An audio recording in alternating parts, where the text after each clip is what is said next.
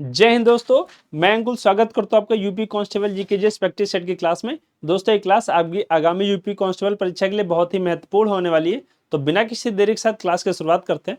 आज का हमारा मोटिवेशनल थॉट है, कौन कहता है कामयाबी किस्मत तय करती है, यदि इरादों में दम हो तो मंजिलें भी झुका करती हैं। दोस्तों यदि आपके इरादे मजबूत हैं, आपके हौसले बुलंद हैं, आप ईमानदारी के साथ मेहनत करते हैं तो आपको आपके लक्ष्य की प्राप्ति अवश्य होगी। तो बिना किसी देरी के साथ क्लास की शुरुआत करते हैं। और आज का हमारा पहला क्वेश्चन है, बिना बुझा हुआ चूना का रासायनिक नाम क्या है? जो बिना बुझा हुआ चूना होता है उसका रासायनिक नाम क्या है? आपके ऑप्शन है calcium peroxide, calcium oxide, calcium hydroxide या कैल्शियम हाइड्रोक्साइड। देखिए दोस्तों, अगर बात करते हैं कैल्शियम पेरोक्साइड, इसका रासायनिक सूत्र क्या होता है? CaO, ये इसका दोस्तों रासायनिक सूत्र होता है। और अगर कैल्शियम ऑक्साइड की दोस्तों बात करते हैं, इसका क्या होता है? CaOH का होल ट्वाइस। ठीक दोस्तों, अगर कैल्शियम हाइड्रोक्साइड की दोस्तों बात करते हैं, ये क्या होता है? CaO2। ये हमारा कैल्शियम हाइड्रोक्साइड होता है। जो हमारा कैल्शियम ऑक्साइड होता है, यही दोस्तों हमारा बुझा हुआ चूना होता है। अगर दोस्तों कैल्शियम पेरोक्साइड की एक बात करते हैं, ये दोस्तों इसका जो प्रमुख कार्य क्या होता है? जो हमारी मृदा होती है, मृदा की उर्वरक शक्ति को बढ़ाता है। उर्वरक शक्ति को क्या करता है दोस्तों? बढ़ाता है। बढ़ते हैं नेक्स्ट क्वेश्चन की ओर। हमारा अगला क्वेश्चन है, 1857 की क्रांति में अवध का प्रमुख केंद्र कौन सा रहा था? यानी 1857 की जो क्रांति हुई थी उसमें अवध का प्रमुख केंद्र कौन सा रहा था? दोस्तों 1857 की क्रांति होने का जो तत्कालिक कारण था वो हम जो उनकी जो हमारी नई राइफल, जो एनफील्ड नई राइफल यूज की गई थी उससे जोड़ते हैं। लेकिन इसकी जो शुरुआत हुई थी, एक डेट आपके लिए बहुत इंपॉर्टेंट हो जाती है, 29 मार्च 1957। 29 मार्च 1957 को बैरकपुर जो छावनी है, वहां दोस्तों 34वीं बटालियन के एक सैनिक थे, कौन? मंगल पांडे। ये दोस्त डेट आप लोग याद कर लीजिए, 29 मार्च 1857। दोस्तों कौन सी? आपकी हमारी जो बैरकपुर छावनी है, बैरकपुर छावनी, यहाँ दोस्तों कौन सी? 34वीं बटालियन के एक सैनिक थे। बटालियन के एक सैनिक कौन दोस्तों? मंगल पांडे। मंगल पांडे के द्वारा दो अपने सीनियर अधिकारी को गोली मार दी जाती है। और ठीक दोस्तों इसके 10 दिन बाद 8 अप्रैल 1857 को दोस्तों क्या होता है? मंगल पांडे को फांसी दे दी जाती है। और दोस्तों इसके बाद सैनिक विद्रोह लगातार देखने को मिलते हैं। फिर दोस्तों एक डेट आती है 10 मई। 10 मई को दोस्तों मेरठ में सैनिकों द्वारा पूरी तरीके से विद्रोह किया जाता है। और 11 मई को दिल्ली कूच किया जाता है। 12 मई को दिल्ली पे कब्जा किया जाता है। वहां पे बहादुर शाह जफर को क्या दोस्तों वहां का 1857 की क्रांति का नेतृत्व प्रदान किया जाता है। तो हमारे जो 10 मई को जो विद्रोह होता है, कहाँ दोस्तों होता है? मेरठ में। और यहाँ से दोस्तों 1857 की क्रांति की शुरुआत मानी जाती है। दोस्तों इसी तरह के भारत के सारे जिलों में थोड़े थोड़े से अपने पर्सनल रीजन की वजह से जो विद्रोह होते हैं, जैसे लखनऊ में दोस्तों किसने किया था? बेगम हजरत महल ने। कानपुर में दोस्तों किसने किया था? नाना साहब। अगर बात करते हैं दोस्तों झांसी की, झांसी में किसने किया था? रानी लक्ष्मीबाई। इन्होंने दोस्तों कहां से किया था? झांसी से किया था। और दोस्तों कानपुर से किसने किया था? नाना साहब ने। नाना साहब के जो सेनापति कौन थे दोस्तों? तात्या टोपे थे। लखनऊ से दोस्तों किसने किया था? बेगम हजरत महल ने। इसी तरीके से दोस्तों अगर इलाहाबाद की बात करते हैं, इलाहाबाद से लियाकत अली ने किया था। ठीक, अगर बिहार की बात करते हैं तो कुंवर सिंह ने किया था। तो दोस्तों ये इसमें अगर अवध की बात करते हैं तो अवध का प्रमुख केंद्र था वो था लखनऊ। और अब लखनऊ से नेतृत्व किसने किया था? बेगम हजरत महल ने किया था। 1857 की क्रांति में जो सबसे बड़ी सेना थी वो अवध के पास ही थी। बढ़ते हैं नेक्स्ट क्वेश्चन की ओर। हमारा अगला क्वेश्चन है, नवाबी संस्कृति किस शहर से जोड़ी जाती है? जो नवाबी संस्कृति है वो किस शहर से जोड़ी जाती है? आपके ऑप्शन क्या है? आगरा, लखनऊ, मेरठ या गोरखपुर। देखिए नवाबों का शहर किसको कहा जाता है? नवाबों का शहर है, नवाबी जो संस्कृति है ये लखनऊ से जोड़ी जाती है। और दोस्तों इसमें क्या है? लखनऊ की तहजीब, लखनऊ का जो खान पान है, लखनऊ की संस्कृति, इसके लिए इसको नवाबों का शहर कहा जाता है। बात करते हैं दोस्तों अगर आगरा की। आगरा दोस्तों किससे जुड़ा हुआ है? जो हमारी मुगल संस्कृति है, मुगल संस्कृति, इससे दोस्तों जुड़ा हुआ है हमारा आगरा। ऐसा क्यों है दोस्तों? क्योंकि जो मुगल संस्कृति की जो महत्वपूर्ण इमारतें हैं, आगरा का ताजमहल हो गया, आगरा का किला हो गया, आगरा से 35 किलोमीटर दूर पड़ता है एक शहर पड़ता है फतेहपुर सीकरी, वहाँ पे दोस्तों आपका शीश महल हो गया, दीवाने आम हो गया, दीवाने खास हो गया, बीरबल महल हो गया, आपका बुलंद दरवाजा हो गया, सारी जो है एक मुगल संस्कृति का एक अद्भुत नमूना है, इसलिए मुगल संस्कृति जो है आगरा से जुड़ी हुई है। अगर बात करते हैं मेरठ को, तो मेरठ को दोस्तों किस नाम से जाना जाता है? आपका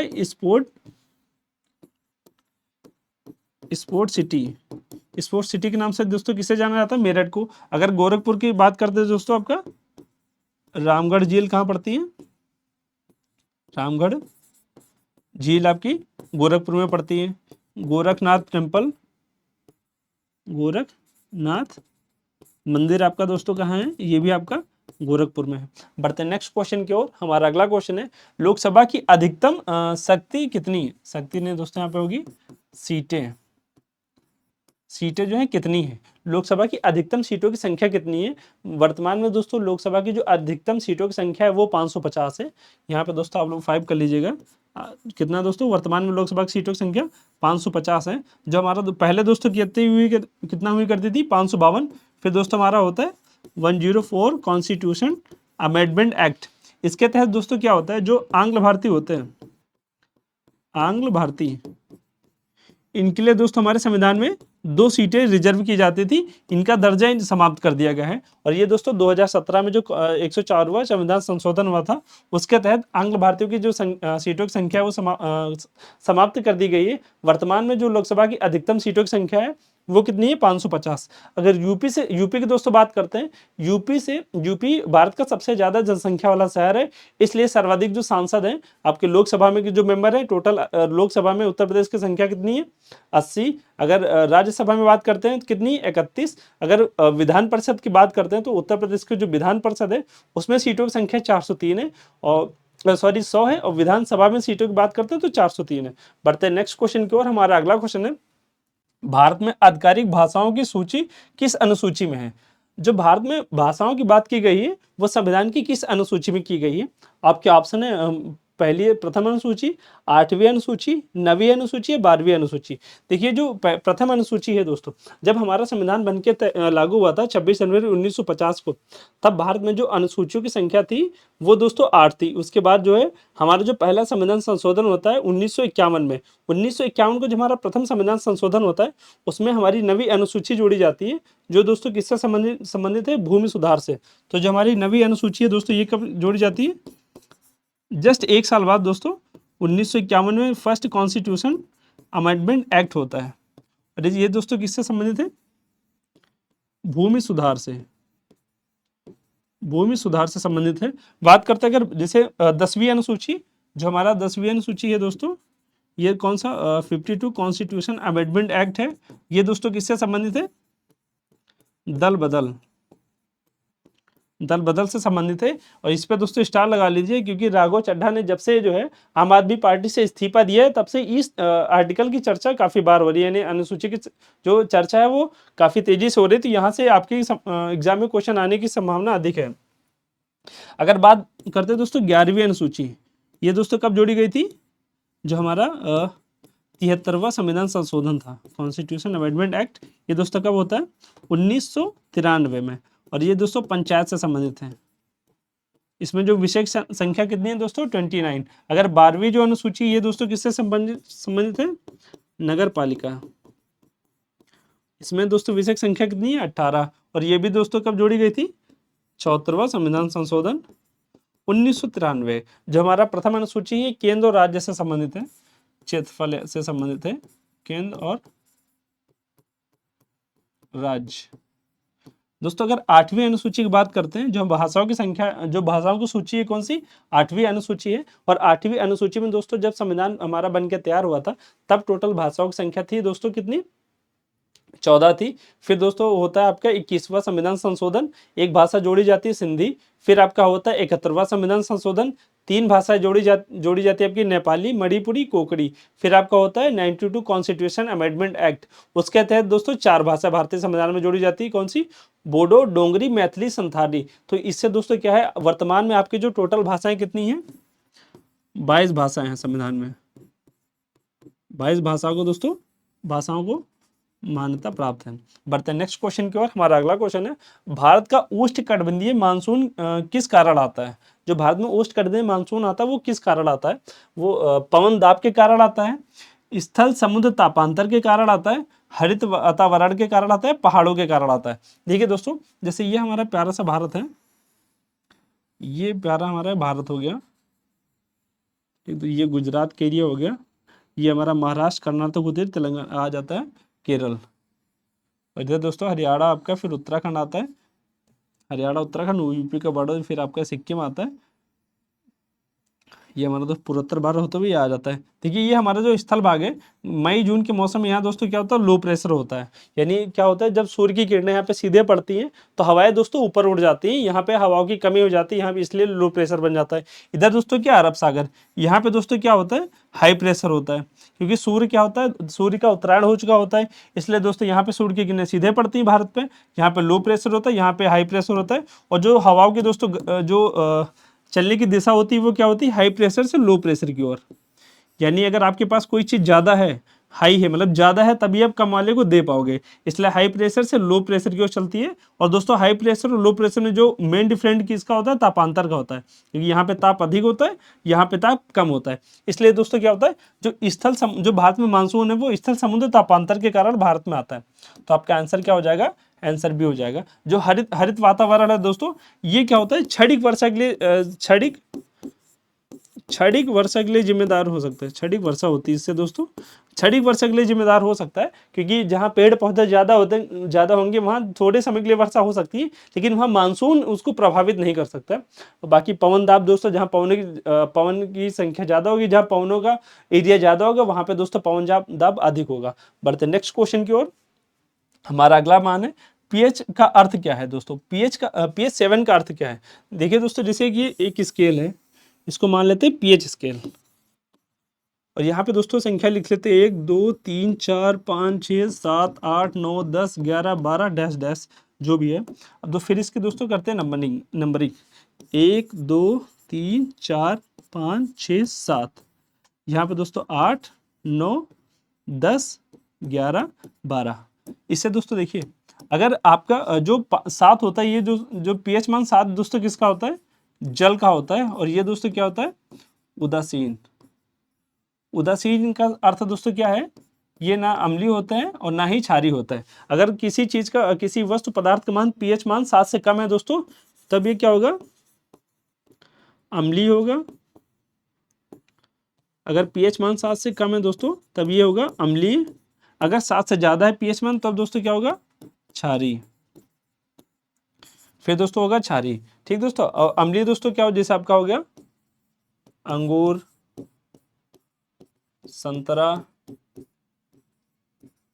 इमली, ये दोस्तों क्या है दोस्तों, ये सारी आपकी अम्लीय चीजें हैं। अगर क्षारीय की दोस्तों बात करते हैं, तो क्षारीय आपका क्या हो जाता है, क्षारीय दोस्तों आपका हो जाता है बेकिंग सोडा, जैसे हो गया आपका बेकिंग सोडा, ये दोस्तों आपका क्या होता है, क्षारीय होता है। तो जो 7 पीएच मान होता है, ये दोस्तों क्या होता है, तटस्थ होता है या अम्लीय, ये जो निष्क्रिय होता है या फिर उदासीन होता है। ठीक दोस्तों, बढ़ते हैं नेक्स्ट क्वेश्चन की ओर। हमारा अगला क्वेश्चन है, राष्ट्रीय खेल दिवस कब मनाया जाता है? राष्ट्रीय खेल दिवस दोस्तों कब मनाया जाता है? आपके ऑप्शन क्या है, 29 अगस्त, 5 सितंबर, 14 नवंबर या 1 जुलाई। 14 नवंबर को दोस्तों क्या होता है, जवाहरलाल नेहरू का जन्मदिन होता है, इसलिए इसको किस रूप में मनाते हैं,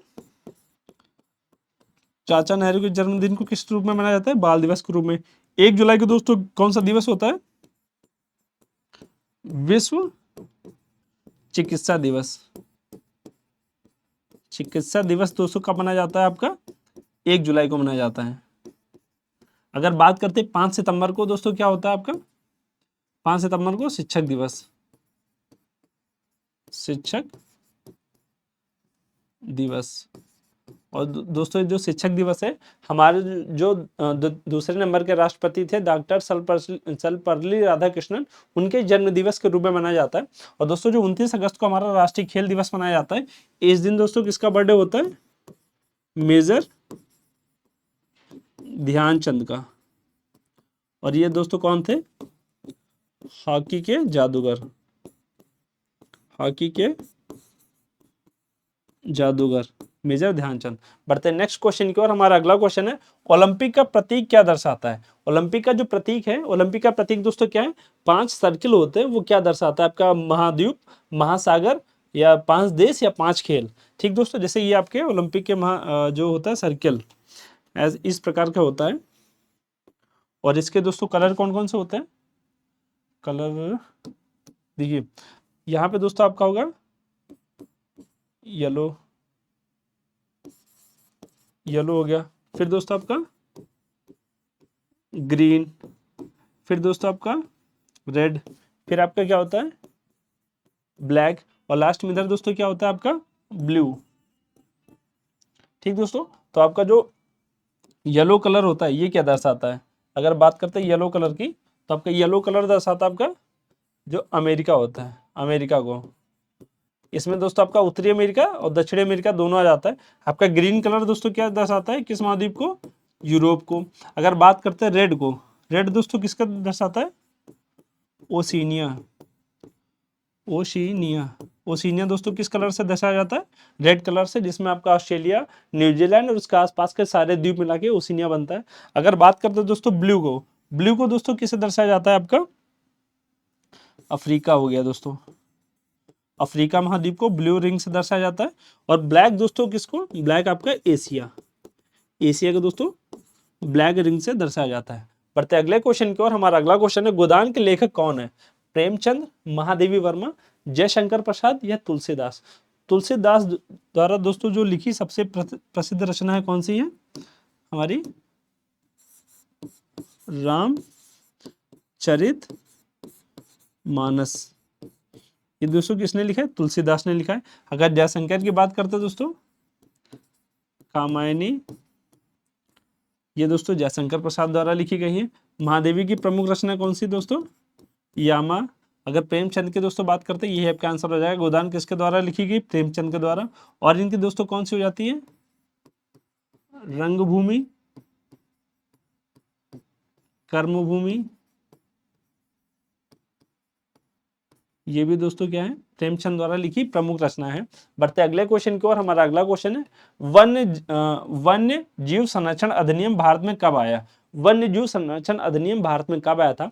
आपके ऑप्शन है 1967, 1972, 1986 या 1991। देखिए, वन्य जीव संरक्षण अधिनियम दोस्तों भारत में आया था 1972 में। इसके साथ दोस्तों मैं कुछ और अन्य महत्वपूर्ण अधिनियम की चर्चा करता हूँ। जैसे आपका जल अधिनियम, जिसको जल प्रदूषण एवं नियंत्रण अधिनियम भी बोलते हैं। जल अधिनियम, जिसको क्या बोलते हैं? जल प्रदूषण के नियंत्रण अधिनियम। ये दोस्तों आपको भारत में कब लागू होता है? 1974 में। फिर दोस्तों आता है वन्य जीव, नहीं दोस्तों, वन संरक्षण अधिनियम, वन संरक्षण अधिनियम। ये दोस्तों कब आता है? 1980 में। फिर दोस्तों आपका आता है वायु, वही दोस्तों प्रदूषण एवं नियंत्रण अधिनियम। ये दोस्तों आता है आपका 1981 में। अगर बात करते हैं पर्यावरण संरक्षण अधिनियम, पर्यावरण संरक्षण अधिनियम, ये आपका आता है 1986। फिर दोस्तों की बात करते हैं आपका मॉन्ट्रियल, मॉन्ट्रियल प्रोटोकॉल। ये दोस्तों कब कब आता है? आपका 1987 में आता है। और 1 जनवरी 1989 से क्या होता है? पूरे भारत में लागू हो जाता है। फिर दोस्तों आपका पृथ्वी सम्मेलन कब होता है? पृथ्वी सम्मेलन 1992 में। ये आपके कुछ महत्वपूर्ण एक्ट हैं जो आपके एग्जाम के लिए बहुत ही इंपॉर्टेंट है। बढ़ते हैं नेक्स्ट क्वेश्चन की ओर। हमारा अगला क्वेश्चन है, राष्ट्रीय हरित अधिकरण की स्थापना कब की गई थी? भारत में राष्ट्रीय हरित अधिकरण की स्थापना कब की गई थी? आपके ऑप्शन है 1910, 1912, 1914 या 1916। तो इससे दोस्तों इसकी स्थापना कब की गई थी? 1910 में। यही आपका आंसर हो जाएगा। 12 अक्टूबर को की गई थी। इसका दोस्तों कार्य क्या होता है? इसका जो प्रमुख कार्य होता है, जो पर्यावरण संबंधी मुद्दे होते हैं, पर्यावरण संबंधी मुद्दे, इसके दोस्तों क्या? त्वरित सुनवाई, त्वरित सुनवाई। यदि पर्यावरण संबंधित कोई भी मुद्दा है, इसकी त्वरित सुनवाई करने के लिए राष्ट्रीय हरित अधिकरण बनाया गया था और इसकी सुनवाई दोस्तों 6 महीने के अंदर इसको पूरी तरीके से समाप्त किया जाता है, इसकी सुनवाई पूरी तरीके से खत्म की जाती है। अगर बात करते थे 2016 की, 2016 की दोस्तों प्रमुख योजनाएं याद कर लीजिए। जैसे अब क्या हो जाएगी, एक स्टार्टअप इंडिया, ये दोस्तों कब आती है, 2016 में आती है। आपका उज्ज्वला योजना, ये भी दोस्तों आपकी कब आती है, 2016 में आती है। 2014 की जो सबसे महत्वपूर्ण योजना दोस्तों कौन सी है, पीएम जन धन योजना, पूरे विश्व की सबसे बड़ी योजना अगर कोई अगर कंसीडर की जाती है आपकी, कौन सी, पीएम जन धन योजना। ठीक है दोस्तों, बढ़ते अगले क्वेश्चन की ओर। विश्व की सबसे लंबी नदी कौन सी है, जो विश्व की सबसे लंबी नदी कौन सी है दोस्तों, आप लोग कमेंट बॉक्स में बताइए। आपके ऑप्शन क्या है, अमेजन, नील नदी, गंगा या यांगटीसी। विश्व की दोस्तों सबसे लंबी नदी कौन सी है आपकी, देखिए जो हमारी अमेजन नदी है। अमेजन नदी दोस्तों क्या है, विश्व की सर्वाधिक जल धारण करने वाली नदी है। सर्वाधिक जल धारण करने वाली नदी कौन सी है, नील नदी। तो इसका दोस्तों क्या है, आयतन क्या है दोस्तों, सर्वाधिक है। ये कहाँ से निकलती है, पेरू से निकलती है, और आपका पेरू से निकलती है, ब्राजील होते हुए अटलांटिक महासागर में गिरती है, और सर्वाधिक आयतन या जल धारण करने वाली नदी। अगर दोस्तों बात करते हैं नील नदी की, नील नदी दोस्तों ये आपका आंसर हो जाएगा। विश्व की सबसे लंबी नदी कौन सी दोस्तों, नील नदी है। नील नदी दोस्तों दो नदियों के मिलने से बनती है, एक दोस्तों कौन सी, व्हाइट नील, ये दोस्तों कहां से निकलती है आपकी, विक्टोरिया झील से। ठीक दोस्तों, व्हाइट नील आपकी दोस्तों कहां से निकलती है, विक्टोरिया झील से। और दोस्तों जो है ब्लू नील ये आपका जो इथियोपिया पड़ता है वहां दोस्तों पड़ती है ताना झील, वहां से निकलती है दोस्तों। और ये दोस्तों दोनों नदियां कहाँ मिलती हैं, सूडान की राजधानी क्या है, खार्तूम में मिलती हैं। उसके बाद दोस्तों भूमध्य सागर में गिरती हैं, भूमध्य सागर में जाके अपना मुहाना बनाती है। विश्व की सबसे लंबी नदी आपकी नील नदी है। इस पे दोस्तों महत्वपूर्ण बांध भी स्थित है, कौन सा, अस्वान बांध दोस्तों कहाँ है, नील नदी पे। गंगा दोस्तों, गंगा भारत की सबसे लंबी नदी है, और ये दोस्तों उत्तराखंड से निकलती है। उत्तराखंड, उत्तर प्रदेश, बिहार, पश्चिम बंगाल होते हुए बांग्लादेश में पद्मा के नाम से जानी जाती है। और अपने जो मुहाना कहाँ बनाती है, ब्रह्मपुत्र नदी के साथ मिलकर मुहाना बनाती है दोस्तों, बंगाल की खाड़ी में। अगर यांगटीसी की दोस्तों बात करते हैं, ये एशिया की सबसे लंबी नदी है, एशिया की लार्जेस्ट रिवर या लंबी नदी। और ये दोस्तों कहाँ आपकी निकलती है, कहाँ बहती है, चीन में बहती है। बढ़ते अगले क्वेश्चन की ओर। हमारा अगला क्वेश्चन है, उत्तर प्रदेश में कितने लोकसभा निर्वाचित क्षेत्र हैं। उत्तर प्रदेश में लोकसभा निर्वाचित क्षेत्रों की संख्या कितनी है। जैसे दोस्तों आप लोग जानते हैं उत्तर प्रदेश विश्व का सबसे सर्वाधिक मतलब भारत का सर्वाधिक जनसंख्या वाला क्षेत्र है, इसलिए सबसे ज्यादा लोकसभा निर्वाचित क्षेत्र, राज्यसभा निर्वाचित क्षेत्र, विधानसभा और विधान परिषद की सर्वाधिक सीटें कहाँ हैं दोस्तों, उत्तर प्रदेश में ही है। तो लोकसभा निर्वाचित क्षेत्र दोस्तों आपका आंसर कितना हो जाएगा, 80। जो लोकसभा सीटें दोस्तों वो कितनी है आपकी, 80 है। 31 सीटें दोस्तों किसकी हैं, आपकी राज्यसभा की हैं। 403 सीटें आपकी किसकी हैं, उत्तर प्रदेश विधान परिषद की हैं। और अगर 100 सीटें दोस्तों बात किया जाए, सॉरी 403 विधानसभा की हैं, विधानसभा की दोस्तों। और विधान परिषद की कितनी सीटें, 100 सीटें उत्तर प्रदेश में। ठीक है, बढ़ते हैं नेक्स्ट क्वेश्चन की और। हमारा अगला क्वेश्चन है, हिंदी दिवस कब मनाया जाता है। जो हमारा हिंदी दिवस है वो कब मनाया जाता है। आपके ऑप्शन है 14 सितंबर, 5 सितंबर, 2 अक्टूबर या 26 जनवरी। 26 जनवरी को दोस्तों कौन सा दिवस मनाया जाता है, हमारा गणतंत्र दिवस मनाया जाता है। दोस्तों गणतंत्र दिवस की अगर स्टोरी की बात करते हैं, देखिए 26 जनवरी 1950 को हमारा संविधान बनके लागू हुआ था, जबकि हमारा संविधान बनके तैयार हुआ था 26 नवंबर 1949 को। तो 26 नवंबर 1949 को संविधान क्यों नहीं लागू हुआ था, इसके दोस्तों पीछे स्टोरी है। जब हमारे 31 दिसंबर 1929 को लाहौर अधिवेशन, कांग्रेस का जो लाहौर अधिवेशन होता है जिसकी अध्यक्षता करते हैं जवाहरलाल नेहरू, उन्होंने रावी नदी के तट पर झंडा ध्वजा जो झंडा फहराया था भारत का, उसके बाद दोस्तों 26 जनवरी 1930 से स्वाधीनता दिवस के रूप में प्रत्येक वर्ष 26 जनवरी को मनाया जाता था। इसलिए दोस्तों क्या हुआ, जब देश बन के आज़ाद हुआ तो देश आज़ाद हुआ हमारा 15 अगस्त 1947 को, तो एक तो हमारा राष्ट्रीय पर्व 15 अगस्त को हो गया। उसके बाद दोस्तों जब 26 जनवरी 1949 को हमारा संविधान बन के लागू हुआ था, बन के तैयार हुआ था, तब एक सहमति बनी थी कि 26 जनवरी 1950 को संविधान को लागू किया जाए, जिससे हमारी स्वतंत्रता दिवस जो स्वाधीनता दिवस की जो डेट है वो भी जीवित रहेगी। इसलिए दोस्तों 26 जनवरी 1950 को संविधान को लागू किया गया था। अगर बात करते 2 अक्टूबर को, 2 अक्टूबर को दोस्तों कौन सी गांधी जयंती मनाई जाती है, गांधी जयंती। अगर बात करते हैं 5 सितंबर को दोस्तों, कौन सा, 5 सितंबर को आपका शिक्षक दिवस, शिक्षक दिवस। और दोस्तों अगर बात करते हैं 14 सितंबर को, हमारा हिंदी दिवस 14 सितंबर को मनाया जाता है। बढ़ते अगले क्वेश्चन को, निम्नलिखित में से कौन सी निष्क्रिय गैस नहीं है। दोस्तों निष्क्रिय गैस की चर्चा कहाँ की गई, जो हमारी आवर्त सारणी होती है, इसमें जो समूह होते हैं, जो 18वां समूह होता है, 18 नंबर का जो समूह होता है, वर्ग होता है, इसमें दोस्तों निष्क्रिय गैसों की जो चर्चा की गई है। और आपकी जो प्रमुख निष्क्रिय गैसें कौन सी होती है दोस्तों, क्रिप्टॉन, रेडॉन, जीनॉन, ठीक। और दोस्तों कौन कौन सी आपकी निष्क्रिय गैसें होती है, आपकी helium,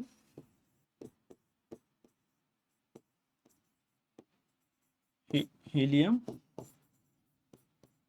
argon, krypton, radon, xenon, helium, argon. एक दोस्तों आपकी कौन सी छूट रही है, नियॉन, नियॉन। ये दोस्तों आपकी क्या है, 6 निष्क्रिय गैसें हैं। और जो आपके ऑप्शन कौन कौन सा है, आपके क्रिप्टॉन बिल्कुल है, आर्गन भी है, जेनॉन भी है, आपकी क्लोरीन नहीं है। क्लोरीन दोस्तों, क्लोरीन का प्रयोग कब किया जाता है, जल को स्वच्छ करने के लिए किस गैस का प्रयोग किया जाता है, क्लोरीन का प्रयोग किया जाता है। बढ़ते अगले क्वेश्चन की ओर, हमारा अगला क्वेश्चन है, पाल राजवंश के सर्वप्रथम राजा कौन थे। जो पाल वंश था, ये दोस्तों पाल वंश कब था,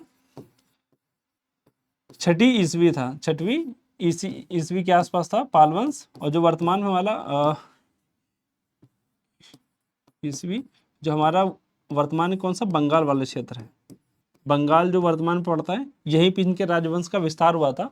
तो पाल वंश का जो विस्तार कहाँ था, 6वीं अनुसूची, 6वीं ईस्वी पूर्व ईस्वी में हुआ था। बंगाल के आसपास वाला क्षेत्र जो था हमारा, बंगाल, बिहार, उड़ीसा। और दोस्तों इसकी स्थापना किसने की थी, गोपाल ने की थी। अगर बात करते हैं धर्मपाल की, जो हमारा विक्रमशिला विश्वविद्यालय है, कौन सा दोस्तों, विक्रमशिला विश्वविद्यालय, ये दोस्तों किसने बनवाया था, धर्मपाल ने बनवाया था। कब बनवाया था, 1763 ईस्वी में। अगर देवपाल की दोस्तों बात करते हैं, जो पाल वंश का पूर्वी विस्तार किसने किया था, पूर्वी विस्तार, ये देवपाल के संरक्षण में हुआ था, पूर्वी विस्तार। इसमें दोस्तों क्या था, असम हो गया आपका, उड़ीसा, इन राज्यों पे कब्जा किया था, देवपाल के समय हुआ था। बढ़ते नेक्स्ट क्वेश्चन की ओर, अगला क्वेश्चन हमारा, निम्नलिखित में से कौन सी तरंगे सामान्य टीवी रिमोट कंट्रोल द्वारा उपयोग की जाती है। वो कौन सी तरंगे हैं जिसे टीवी रिमोट कंट्रोल द्वारा उपयोग किया जाता है। आपके ऑप्शन क्या हो जाएंगे, रेडियो तरंगे, लेजर, अवरक्त या अल्ट्रासोनिक तरंगे। देखिए अल्ट्रासोनिक तरंगे, इनका प्रयोग दोस्तों पहले किया जाता था, जब सैटेलाइट वगैरह भेजा जाता था, जिसमें अल्ट्रासोनिक तरंगों का प्रयोग किया जाता था। वर्तमान में दोस्तों इसका प्रयोग लगभग नगण्य हो गया है। अभी दोस्तों किया जाता है इसकी जगह रेडियो तरंगों का प्रयोग। ये दोस्तों दूर संचार में सहायक हैं, दूर संचार में सहायक। बात करते हैं दोस्तों अवरक्त तरंगे, तो अवरक्त तरंगों का प्रयोग आपको रेडियो से टीवी कंट्रोल करने के लिए किया जाता है। लेजर दोस्तों इसका चिकित्सा में प्रयोग होता है, लेजर तरंगों का प्रयोग चिकित्सा में होता है। बढ़ते नेक्स्ट क्वेश्चन की ओर, हमारा अगला क्वेश्चन है, निम्नलिखित में से किस जिले को राष्ट्रीय राजधानी क्षेत्र एनसीआर के 23वें जिले के रूप में शामिल किया गया था। वो राष्ट्रीय जो राजधानी क्षेत्र है एनसीआर, इसमें दोस्तों 2017 में एक नया जिला ऐड किया गया था, 23वें नंबर के जिला, वो आपका था शामली। शामली दोस्तों उत्तर प्रदेश में पड़ता है, ये हमारा एनसीआर है। और ये दोस्तों एनसीआर के प्रमुख जिले हैं। यूपी के दोस्तों एनसीआर में कितने जिले शामिल है, 8 जिले। दोस्तों 2 कहाँ के हैं, हमारे पड़ोसी राजस्थान के दोस्तों कितने जिले हैं, राजस्थान के दोस्तों दो जिले हैं, और 14 जिले दोस्तों कहाँ के हैं? हरियाणा के हैं। यूपी के 8 जिले कौन कौन से आपके? शामली हो गया दोस्तों, मुजफ्फरनगर हो गया, बागपत हो गया, मेरठ हो गया, गाजियाबाद हो गया, हापुड़ हो गया, बुलंदशहर हो गया और गौतम बुद्ध नगर हो गया। ये 8 जिले आपके इंपॉर्टेंट हैं जो आपके हैं दिल्ली एनसीआर में शामिल है। 2 राजस्थान के दोस्तों कौन से? भरतपुर और अलवर, ये राजस्थान के, बाकी 14 जिले आपके हरियाणा के। बढ़ते हैं नेक्स्ट क्वेश्चन की ओर। हमारा अगला क्वेश्चन है, राष्ट्रमंडल मानव अधिकार पहल का मुख्यालय कहाँ है? जो राष्ट्रीय मानव अधिकार पहल है दोस्तों, इसका मुख्यालय कहाँ है? आपका ऑप्शन क्या? लंदन, अकरा, दिल्ली या सिडनी? देखिए दोस्तों, अकरा क्या है? ये घाना की राजधानी है, घाना की कैपिटल। जो अफ्रीकी संघ का मुख्यालय है, जो राष्ट्रमंडल में अफ्रीकी राष्ट्रमंडल मानव अधिकार का पहल का जो अफ्रीकी संघ है उसका मुख्यालय अकरा में पड़ता है। यूरोप का दोस्तों लंदन में है, जो ओशिनिया का है सिडनी में, और जो एशिया की अगर बात की जाए इसका मुख्यालय दिल्ली में होगा। ठीक दोस्तों, आपकी क्लास यही समाप्त होती है। क्लास कैसे लगी दोस्तों कमेंट बॉक्स में बताइए। मिलते हैं नेक्स्ट क्लास में नए क्वेश्चन के साथ, तब तक के लिए थैंक यू, जय हिंद।